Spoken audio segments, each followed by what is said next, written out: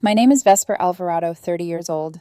For the past 6 years, I've worked as a senior research coordinator with the Department of Energy's National Nuclear Security Administration. Specifically, I manage classified seismic monitoring operations, facilities that track underground activity related to nuclear testing and earthquake early warnings. Most people have never heard of my division, and my family certainly hadn't cared enough to ask. Vesper works for the government doing environmental stuff, my mother would say dismissively at dinners, her fork clinking lightly against fine china. Something with geology and sensors, very technical, very boring. Dad would laugh, refilling his wine glass. She measures dirt and earthquakes, not exactly thrilling. Ashley, 2 years younger, thriving in her world of branding and self-promotion, would add, "At least it's stable, right? Not everyone's cut out for the exciting side of business." To them, I was the quiet one who stayed in cubicles and spoke in data. They had no idea that my daily reports informed national security briefings that the small, empty Nevada property in my name, 40 acres of dust and silence, was anything but meaningless. That parcel was Site 7 Tango, one of the most sensitive seismic detection nodes in the country, disguised as inherited family land. The irony was bitter. The land had once belonged to my grandfather, a former Atomic Energy Commission engineer. He'd deeded it for environmental study decades ago. Before his death, he'd pulled me aside, his hand trembling on my shoulder. "Some lands carry more than soil, Vess. Keep it protected. Some things you guard even from your own." I'd thought he meant family heirlooms. I understand now. When I inherited the land, the department used my private ownership as a veil, a legal camouflage. From the outside, it looked like a neglected desert lot. Beneath, it was threaded with seismic sensors, radiation detectors, and encrypted communication cables connecting to Los Alamos and Livermore. My family saw nothing but wasted opportunity. Every Thanksgiving, the conversation would drift there. "You're sitting on valuable land," Dad would say, carving turkey like an executive signing a deal. "Developers are expanding that area. You could sell it for $200,000, maybe more." "It's not for sale," I'd reply evenly. "You never even visit it," Mom would chime in. "It's just sitting there. It's being used for research." "What research?" Ashley would press. "I drove by last year. It's just dust and a couple of weird boxes." Those boxes were $4.5 million worth of classified monitoring equipment, but all I could say was, "It's restricted." Ashley would roll her eyes. "You're impossible. If you don't want money, just say that." I used to think ignoring them was easier than explaining what couldn't be explained. I was wrong. It was a Thursday morning when my phone buzzed. Between data streams from a suspected North Korean tremor, the message preview stopped my breath. "Dad, great news. We found a buyer for your Nevada land. Closing next week. You'll get $240,000. For a moment, I thought it was a joke. Then my stomach twisted. I called immediately. "Dad, what buyer?" "For your dessert property," he said cheerfully. "We've been telling you for years to sell it. You never listened, so we took initiative. Found a developer, cash deal, closing Tuesday." "You can't sell that property." "Of course we can. You own it, but you're not using it. We're helping you make something of it. The buyer's name is Robert Chin, friend of a friend, great reputation." "Dad," I said slowly, my throat tight, "that property is restricted federal research land. It cannot be sold." He laughed. "Restricted? It's sand. There's nothing there. We even checked the deed. It's in your name." "Because it's part of a security protocol," I said, my pulse hammering.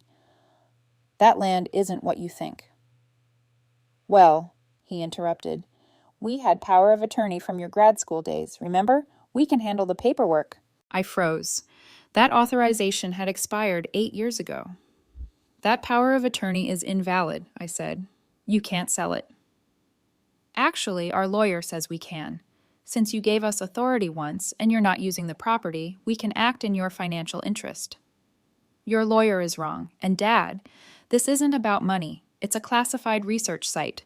Selling it could be a federal offense." He sighed audibly. "You've been in Washington too long. Everything's classified to you. It's a simple sale." "Who else knows about this deal?" "Just the family and Chin's group. Why?" I gripped the edge of my desk. Because if you go through with it, you'll be committing multiple federal crimes. That's ridiculous, Vesper. You're overreacting. The money's already being processed. He hung up before I could answer. I sat frozen in my chair. On the monitor, seismic waves moved like shallow breaths across the screen, but all I could hear was my own heartbeat. My father was attempting to sell a top-secret research facility to a private developer, and someone named Robert Chin was waiting to buy it. I forced myself to move. Protocol first, panic later. I dialed my supervisor, Dr. Richard Martinez. Dr. Martinez, we have a situation, I said. Someone is attempting to sell Site 7 Tango. He paused. That's impossible. My family accessed the deed. They initiated a sale. There was a quiet curse on the other end. Who's the buyer? Developer, Robert Chin, claims to want to build a resort community. There was silence, then a low, controlled tone. I'm looping in DOE security and FBI right now. Do not contact your family again. This is a federal investigation. Within minutes, my office transformed into a war room. Screens flickered. With property data, legal filings, and real-time security feeds, voices filled the air. Counterintelligence, marshals, analysts. When they asked me to confirm whether any external parties might have seen the equipment, my chest tightened. My sister drove by last year, I said quietly. She took photos, posted them somewhere. Posted where? Agent Crawford asked. I don't know, maybe a real estate forum. He exhaled sharply. So, they advertised restricted federal property online. I couldn't look anyone in the eye. As Crawford coordinated with field units, I noticed Dr. Martinez watching me. His expression wasn't anger, it was disappointment threaded with pity. You couldn't have told them, he said quietly. You did the right thing by keeping the protocols. Don't forget that. The right thing. Didn't feel like it. By late afternoon, the marshals were en route to my parents' home in Phoenix. I stayed on the line during the operation, headset pressing against my ears, as voices crackled through static. Federal agents at the door, the lead marshal reported. 4 subjects present. 2 parents, 1 adult daughter, 1 unknown male. Crawford's voice cut in, sharp. Unknown male? Affirmative. Identifies as Robert Chin, the property buyer. The air in the room went still. At the house? I whispered. Affirmative. Appears to be finalizing pre-closing arrangements. Detain him, Crawford ordered. Detain all subjects. Through the radio, I heard my father's muffled outrage. What's happening? We have a legal sale. Sir, step back. You're being detained pending investigation into unauthorized sale of federal property. Federal property? This is my daughter's land. It's restricted federal research land, sir. Stop talking and comply. Classified? That's ridiculous. Then, background chaos. Chin shouting, then switching languages. Mandarin. Subject is speaking Mandarin, the marshal confirmed, moving to secure his phone now. Do it, Crawford said, grim. No communication between subjects. The next seconds felt like an hour. Then the analyst near me looked up, pale. We've got his phone unlocked. Multiple foreign accounts. Frequent calls to Beijing. I stared at the data on the screen. Coordinates, timestamps, money transfers. The name Robert Chin was a mask. And my family had just walked a foreign intelligence operative straight into one of America's most guarded secrets. The room tilted around a single truth. My family had opened a door, and something hostile was already standing inside the frame. Chairs squeaked back. Keyboards erupted. The analyst at the end of the table whispered into his headset and began mirroring the seized phone's activity to a secure monitor. A cluster of icons bloomed, encrypted chat apps, wire transfer stubs, contact names written as innocuous business labels that meant nothing until you lined them up like constellations and saw the shape they made. Agent Crawford didn't raise his voice. He never needed to.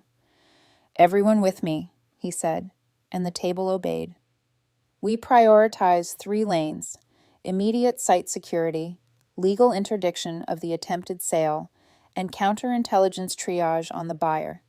Dr. Martinez, your team locks down Site 7 Tango, surge monitoring, geofences, live feed review, and a soft perimeter of patrol cars who don't look like patrol cars.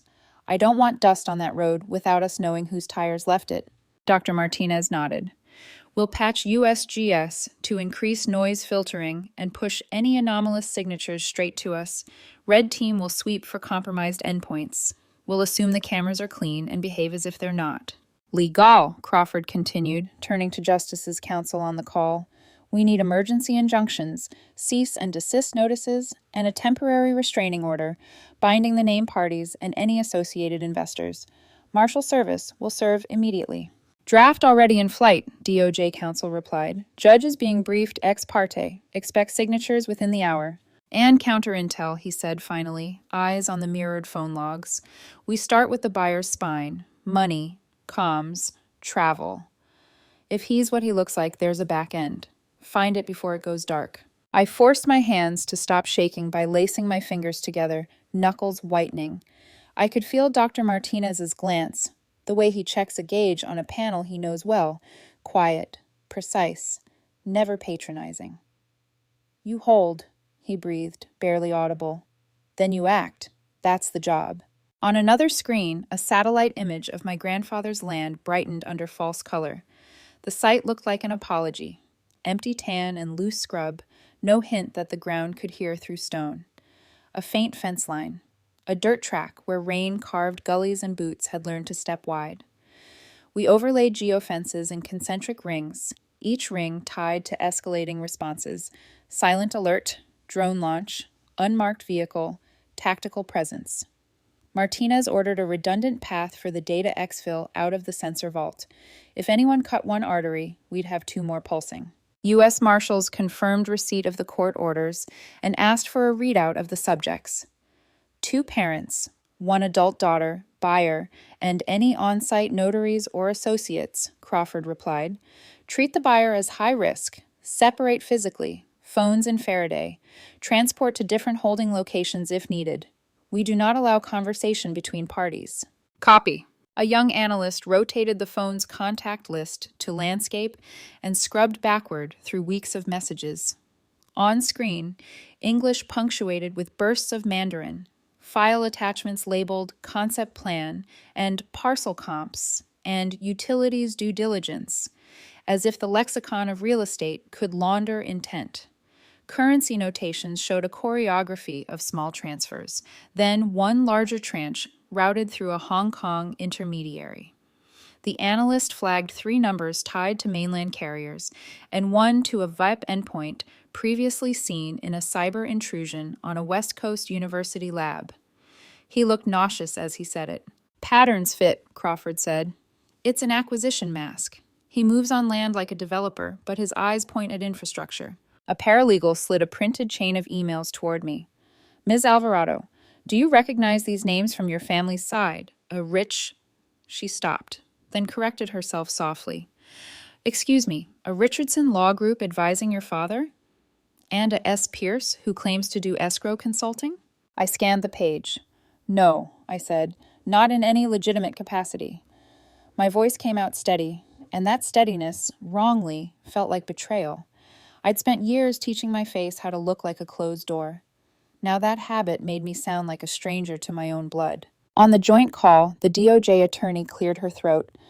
Cease and desists are authorized. Service underway. The temporary restraining order prohibits transfer, encumbrance, or disclosure of any information related to the property or its equipment.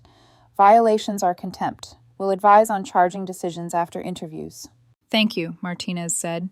He touched the table with 2 fingertips, a signal he used when he wanted me anchored. Vesper, you'll sit second chair on the site security stack. If anything pings, we escalate immediately. I nodded. Understood. He lowered his voice. And stay off any direct channels to your family. That is not a request. I won't contact them, I said, saying it burned. A marshal supervisor came back on the line, breath gusting from a quick walk. Agents at the residence, serving orders now. We listened to the choreography of a federal doorstep, the introduction, the clipped recitation of authority, the stunned objections, the practice-shaded cadence of rights and warnings. Mom's voice sounded smaller than I'd ever heard it, thinner than thread. Ashley's pitch climbed to make space for outrage. When it had nowhere left to climb, it cracked. Dad's volume tried to fill the foyer with the certainty of a man used to being right. The papers made no sound at all when they were handed over, but I could hear the moment they changed the room, the sudden hush of a person realizing this is real.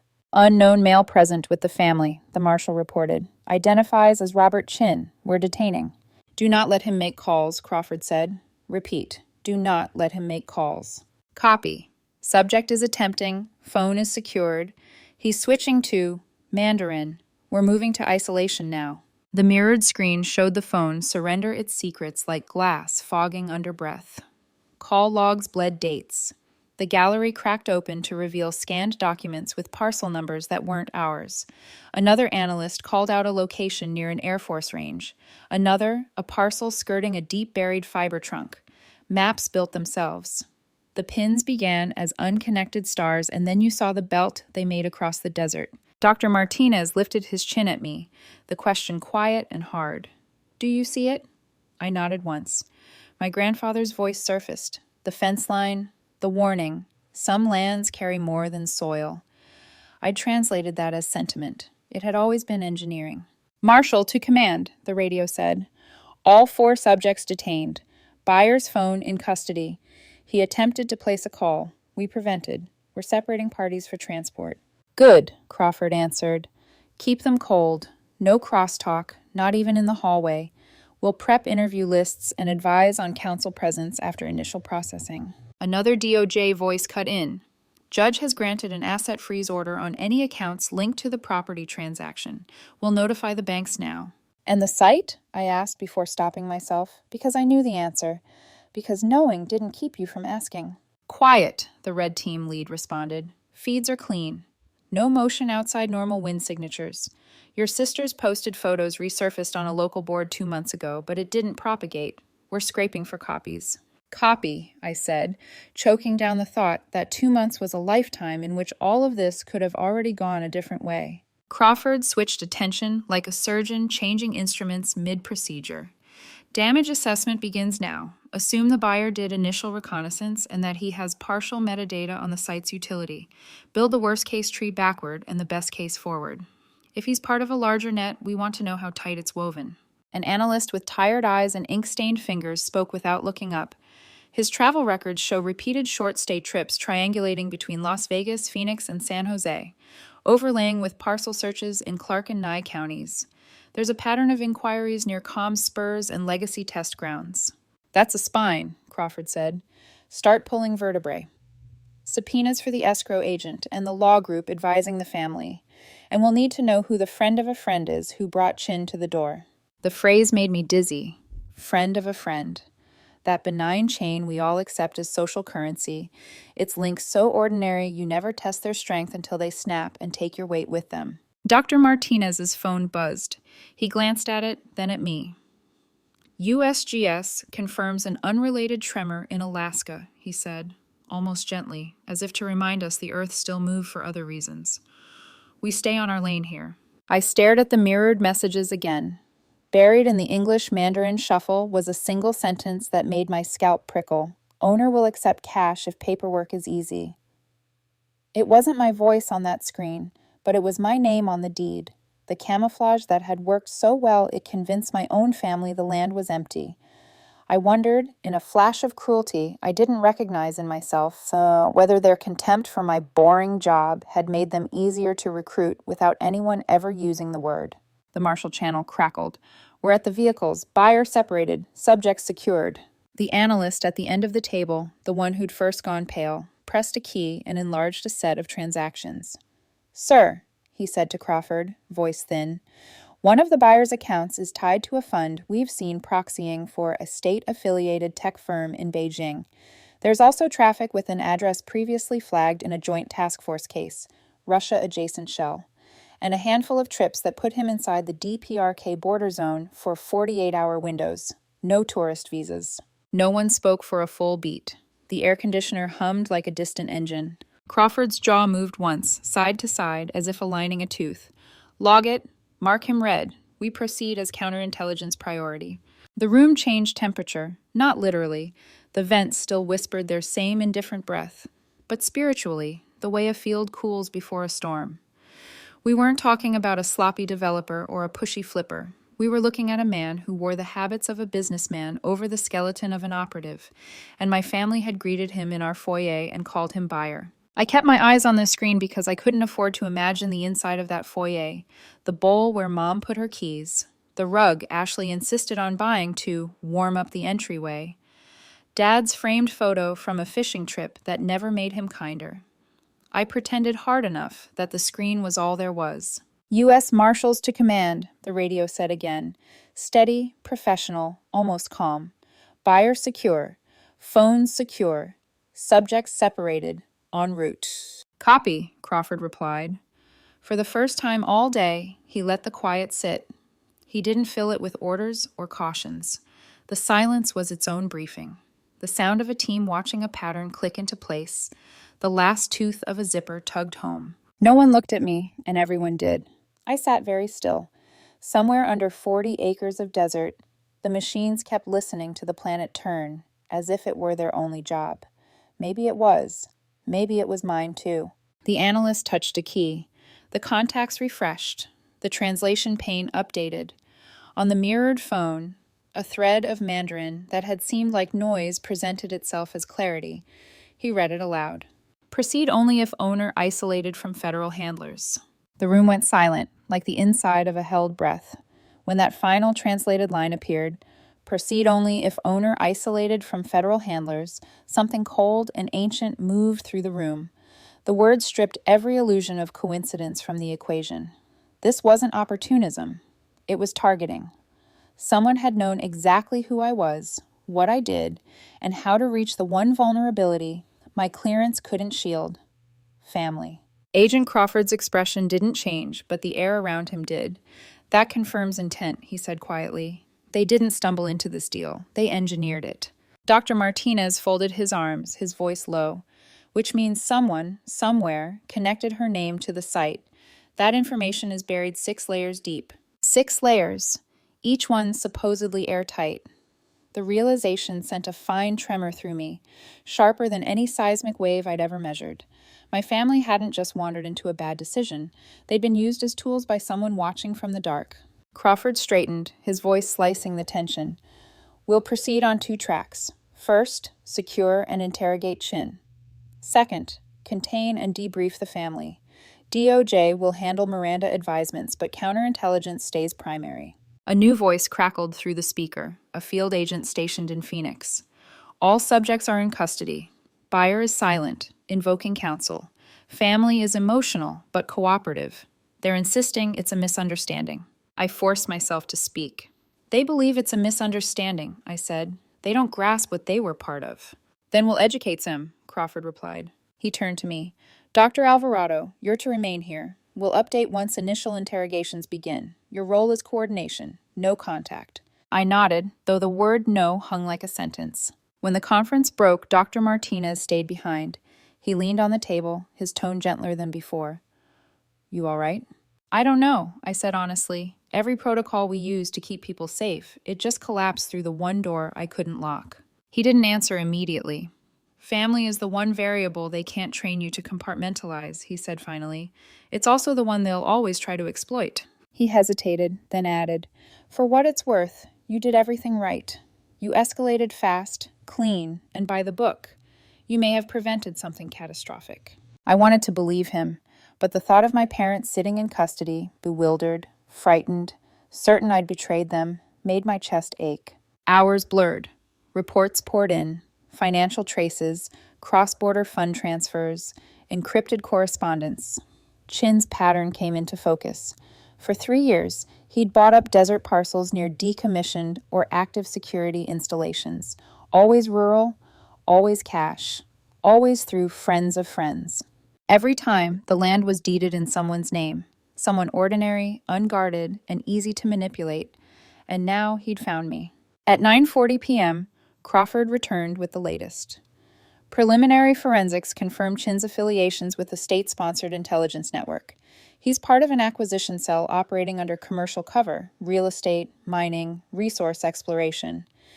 They identify strategic land, acquire it through intermediaries, and use it for long-range monitoring. How many sites? Martinez asked. 11 confirmed, 3 pending verification. Crawford looked at me. Yours would have been number 12, and maybe the most valuable.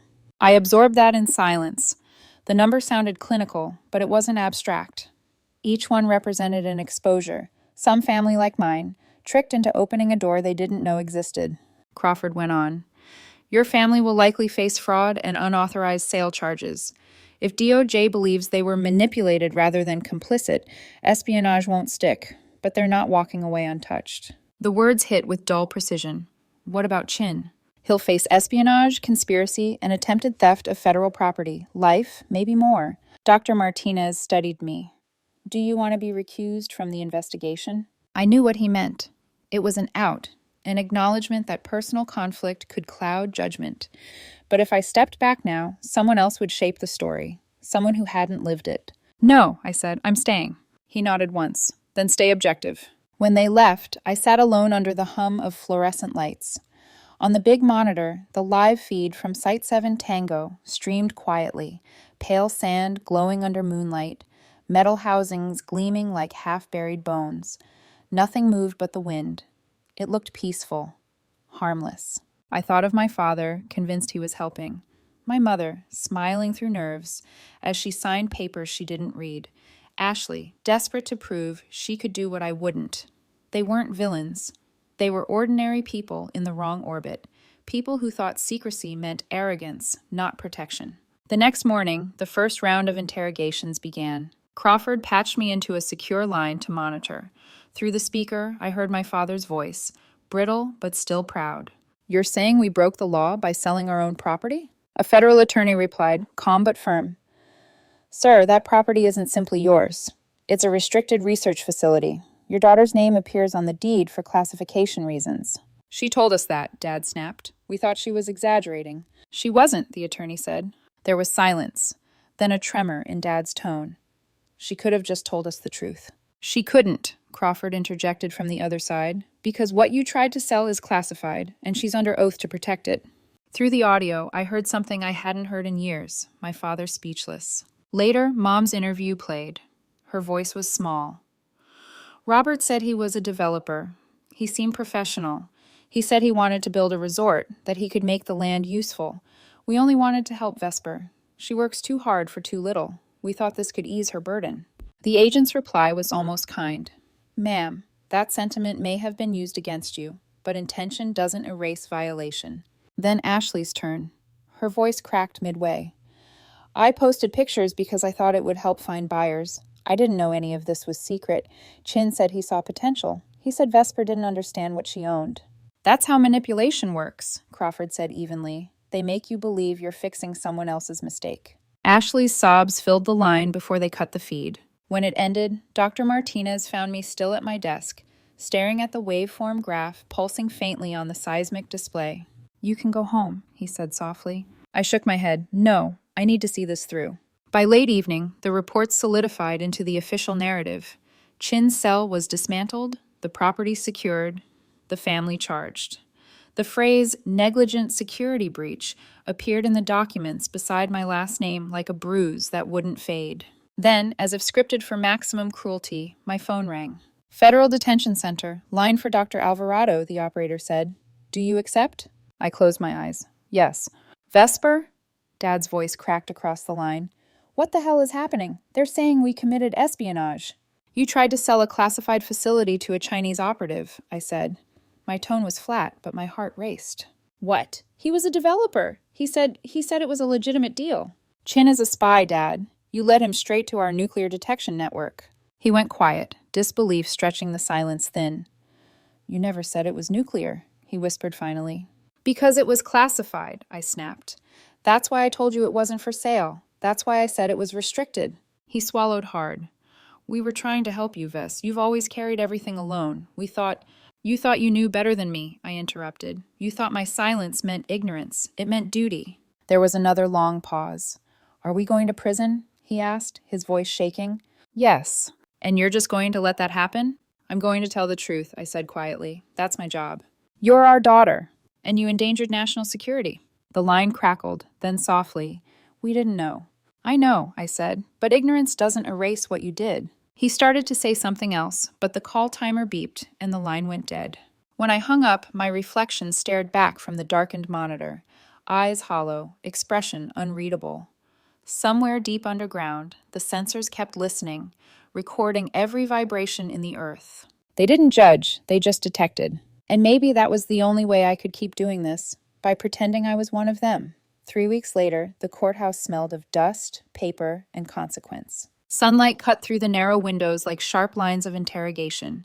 The courtroom itself felt smaller than I expected, too small to hold everything that had happened.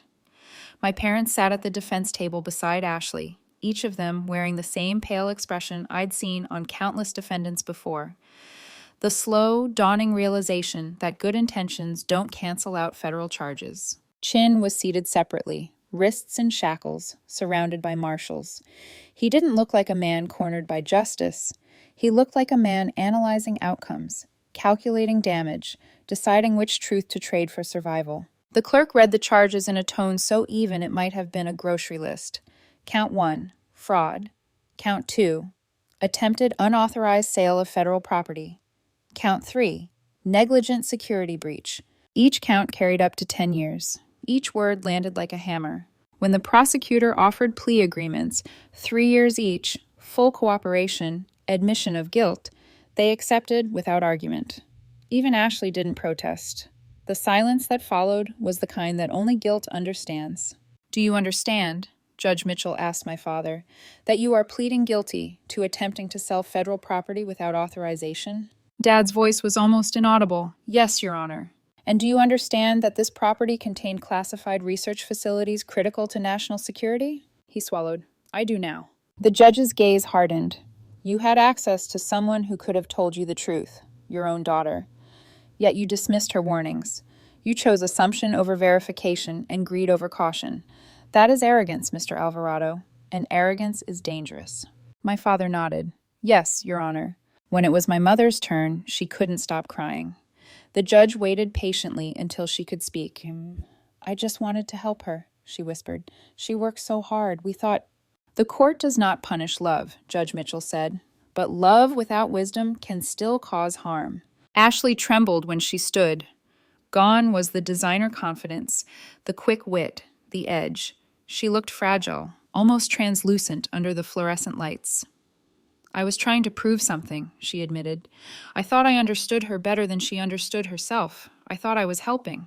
Judge Mitchell's eyes softened slightly. Pride, too, can masquerade as care, but pride is still pride. Then she sentenced them. 3 years in federal prison, $100,000 restitution each, 5 years of supervised release. Each gavel strike echoed like a countdown to something permanent. I sat at the back of the courtroom, my hands clasped, face expressionless. To the journalists, I was the detached government agent who had chosen country over family. To the agents beside me, I was the model employee who had done what had to be done. But inside, something heavy and silent burned. After the hearing, a public defender approached me. "Dr. Alvarado," he said gently, "my client would like to speak to you before transfer." I hesitated. Every part of me screamed no. But something colder, duty, closure, maybe both, made me nod. They led me to a holding room behind the courtroom. Ashley was waiting inside, wrists cuffed, mascara washed away by tears. When she looked up, her voice cracked. "Vess, I'm sorry." The sound of her saying my name felt strange, like it belonged to a version of me that didn't exist anymore. "I never understood what you actually did," she went on. "I thought you were wasting potential. I thought you were afraid to take risks. I thought I was helping you live bigger." I studied her for a long moment. "You thought you knew better than me about my own life," I said quietly. "You decided silence meant ignorance." "I know that now," she whispered. "I didn't realize how much you were protecting." I almost wanted to forgive her, almost. But forgiveness wasn't mine to give, not for this. "You didn't just risk my career," I said softly. "You risked national security. You put classified systems in reach of a foreign agent." Her face crumpled. "The FBI told me what Chin was doing," she said through tears. "If that sale had gone through, they said he could have monitored our nuclear defenses. God, Veth, I could have helped them." I nodded. "You could have." Her breath hitched. "How do you live with that? Knowing your family almost caused a catastrophe?"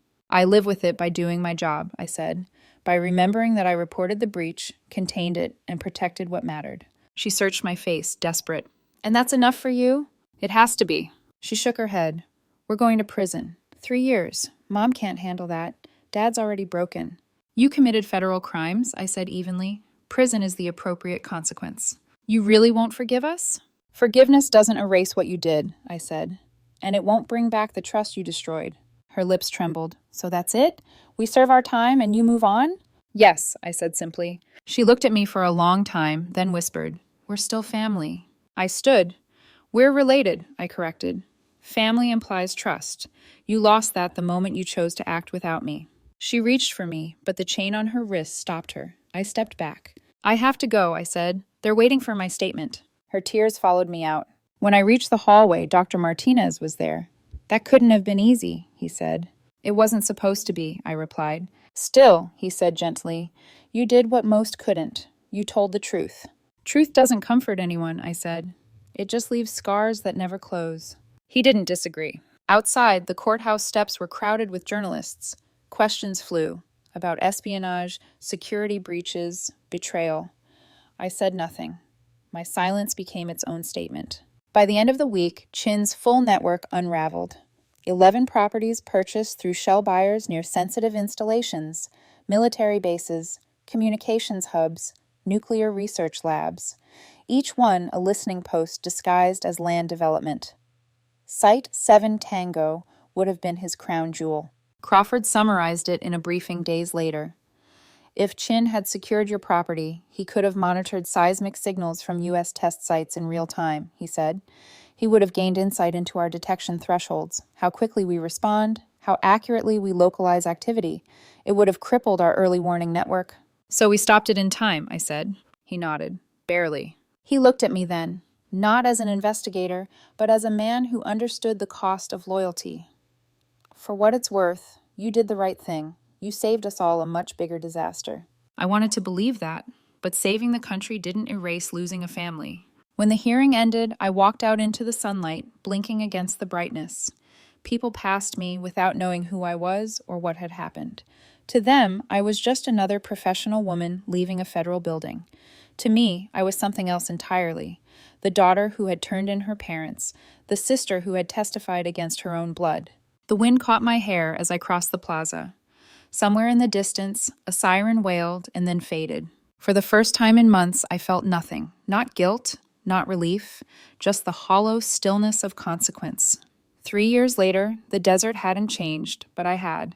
The sky over Nevada was a sheet of white-blue fire, endless and merciless. The kind of sky that made you feel small, like the world didn't care whether you remembered how it broke you. I stood at the fence line of Site 7 Tango, boots sinking slightly into the sand, the hum of the underground sensors vibrating faintly beneath my feet. This was the same place my grandfather had once called holy ground. Back then, I thought he meant it poetically, the way old men romanticize science. Now I understood. This land didn't need to be sacred to be worth protecting. It just needed to matter to someone who understood what it held. After the sentencing, life didn't stop. The world doesn't pause for your personal tragedies, especially not in government work. Within a year, I was promoted to Director of Site Security for NNSA's Western facilities. 7 states, 11 installations, hundreds of miles of desert and secrets. My clearance level was raised to the top tier, the kind of access where even the lights in your office are on a timer tied to classified schedules. My team tripled. New fences, new satellites, new counterintelligence protocols. Site 7 Tango, the property that had almost destroyed everything, was now one of the most heavily secured points in the system. A scar turned into armor. But every security briefing still carried a ghost. Every report about insider threats or compromised civilians pulled me back to that Thursday morning. The text message, the phone call, my father's calm voice saying, "We found a buyer." The buyer was gone now. Robert Chin was convicted on all counts: espionage, conspiracy, attempted theft of government property, and fraud. Life in federal prison without parole. His network dismantled. Every property reclaimed by the U.S. government under national security provisions. His name became a case study in counterintelligence seminars. the Desert Acquisition Ring. My family's names appeared only in appendices redacted in public records, unwitting civilian participants, negligent breach of restricted information, phrases built to dull the shame. They served their sentences quietly. My parents were released 2 months before Ashley. They moved to a small town in Colorado. No fanfare, no announcements. Ashley followed later, living with them for a while before finding her own apartment. They reached out once, a letter. No return address, just my mother's handwriting. I never opened it. Forgiveness, I'd learned, wasn't the same as contact. Sometimes, in the quiet hours before dawn, I replayed the old family dinners in my head. The laughter, the easy cruelty disguised as jokes, the way they dismissed my work as dull. I used to think their indifference insulated me from pain. It hadn't. It had just delayed it. I didn't hate them. I didn't even blame them anymore. But I couldn't go back. Not to a world where my silence would ever again be mistaken for weakness. At 6:00 a.m., the security sweep reported all clear. The hum beneath my feet changed pitch as the system recalibrated for the day's cycle. The wind shifted, carrying the faint metallic tang of the desert air. Dr. Martinez retired the previous winter. His successor, a quiet man named Patel, called every few weeks to check on system diagnostics. The last time he'd said, "You know, we owe you this facility. Without you, it would have been another ghost site." I told him, "It's not about owing, it's about learning where not to look away." I turned toward the horizon, where the land rose in slow folds of ochre and bone white. From this angle, you couldn't see the buried structures, the layers of shielding, the web of fiber optics threading through the rock. You just saw desert. Empty, endless, innocent. That was always the trick.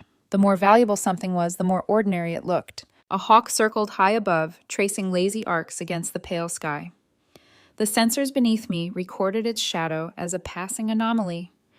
Movement at 100 feet, duration 3 seconds, then cleared it automatically. The system didn't know the difference between a predator and a guardian. It just logged motion and waited for the next one. A soft beep from my radio pulled me back. "Director Alvarado, perimeter check complete," a voice said. "All systems nominal." "Copy that," I replied. "Maintain drone patrol every 30 minutes until sundown." I started back toward the command outpost. As I walked, my shadow stretched long across the sand, intersecting the fence post where my grandfather once stood beside me. I could almost hear him. Some lands carry more than soil. When I reached the gate, a guard handed me an envelope. "This came through the screening office," he said. He said. "No sender, but cleared by inspection." I turned it over. Plain, white. My name written in handwriting I hadn't seen in years. Inside was a postcard, a faded photograph of the Nevada desert at dusk. On the back, in careful script, "I finally understand what restricted means. A." I stared at it for a long time, then I slipped it into my pocket without flipping it over again. That night, back at headquarters, I placed the postcard in a drawer beside my grandfather's old field notebook, the one he'd given me the day I joined the agency. The cover was cracked, the pages filled with sketches of seismic waves and quiet notes about tremors that don't come from the earth. I ran my fingers over his handwriting. Know what you're protecting, even when you can't tell anyone why. Outside, the desert wind rattled the windows. I turned off the light, sat in the darkness, and listened. To the low hum of the monitoring systems, to the faint echoes of movement deep below ground, to the steady rhythm that had become my own. In the stillness, I realized something. Protecting something doesn't always mean saving it from harm. Sometimes it means standing guard over the ruin, making sure it doesn't happen again. The world would never know how close it came to a catastrophe. There would be no headlines about the daughter who stopped her family from selling national security for $240,000. No awards for the silence that saved them. But the hum beneath my feet, that was enough. That was proof. I stepped outside for one last look. The stars were fierce and endless, the kind of beauty that didn't need witnesses. I raised my hand to the horizon as if in salute. "I kept it safe," I whispered.